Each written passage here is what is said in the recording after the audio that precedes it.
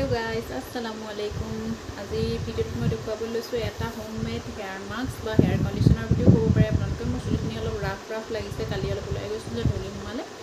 rough লাগিছে আজি মই ধুইছিলো দিনত চুলিখিনি কিন্তু হলো ভাল লগা নাই কিন্তু অকমান ব্লু হেয়াৰ মাস্ক লগাও বা হেয়াৰ কন্ডিশনাৰ বুলি ক'ব পাৰে তাৰ কাৰণে মই কি দি বনাবলৈ লৈছো বস্তুটো হৈছে এটো হৈছে নাৰিকল তেল এই পাত্ৰটোত মই ইয়াৰ অলপ দিম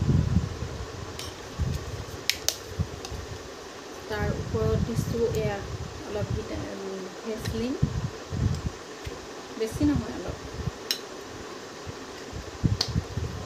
आरो ऊपर एटो एलोवेरा जेल यार अलप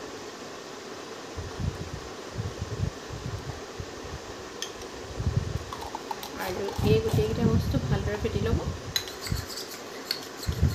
और आपलोके जदि बिचारे एटो एटा भाल धुनिया कन्डिशनार निचिना बगा धुनिया करि लওঁ बुली তেতিয়া आपलोके मिक्सित मारि लব পাৰিব আৰু নামাৰিলেও এনেকৈ অলপ দেৰি ভালদৰে মিলাই থাকিব আৰু যেতিয়া মিলি সম্পূৰ্ণ মানে একদম কোমল লিখিয়া হৈ যাব তেতিয়া চুলিত আপোনালোকে ধুনিয়াকৈ লগাই দিব পাৰিব মই লগাই দিম আৰু এইখিনি লগাই মই আজি ৰাতিটো ৰাখি থম আৰু